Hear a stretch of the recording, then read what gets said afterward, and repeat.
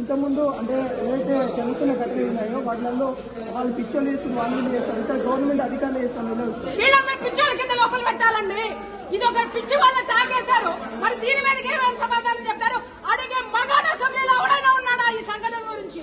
అరే భూలక్ష్మి విగ్రహాన్ని ధ్వంసం చేశారు, ముచ్చాలమ్మ గుడి విగ్రహాన్ని ధ్వంసం చేశారు, ఎవడా చేశాడంటే పిచ్చోళ్ళు అన్నారు. అంటే ఈ ప్రభుత్వం కూడా పిచ్చిదని ఈ రోజు ప్రూవ్ చేసిందా లేదా? అరే ఒక మహిళలు వచ్చి అరే లోపలికి పంపించండి సార్, మహిళలను మేము వెళ్తాం, అమ్మవారిని చూస్తాం, ఎందుకంటే అమ్మవారి నెత్తి మీద కూలిపోయిందండి. ఎంత ఆవేదన ఉంటుంది. రోజు పూజ చేసుకున్నటువంటి అమ్మవారు గంట పారాలతో దుప్పితే ఎంత ఆవేదన. రోజు పసుపు కుంకుమ కాపాడాలని ఇదిగో నా బెల్ల ఉన్న మంగళసూత్రం కూడా లాగే అవతల వారేశారు, అక్కడ పోయింది. అలాంటి అమ్మవారిని చూడాలనే చెప్పేటువంటి దీంతో అక్కడి నుంచి వస్తే హైలైట్ అవడం కోసం మాట్లాడుతున్నామని వారు ఏజీపీ మాట్లాడుతున్నాడు. అంటే ఇవాళ ఒక హిందూ స్త్రీకి ఇచ్చినటువంటి గౌరవం ఇదే ఏ మతంలో ఉన్నటువంటి మహిళ రోడ్డు మీదకి వస్తే మాట్లాడే దమ్మై పోలీసులకు ఉందా?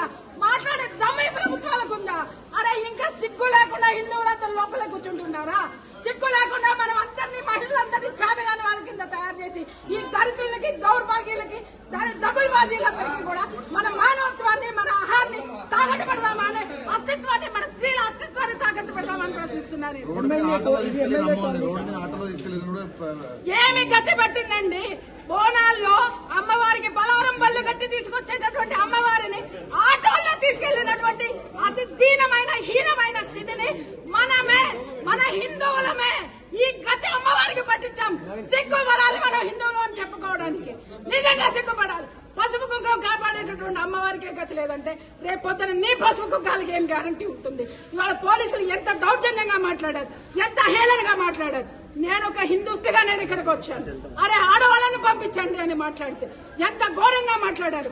మరి అమ్మవారిని ఏ స్థితిలో పలుగులు పెట్టి కొట్టి ఉంటారు? ఒక్కసారి జాగో హిందూ.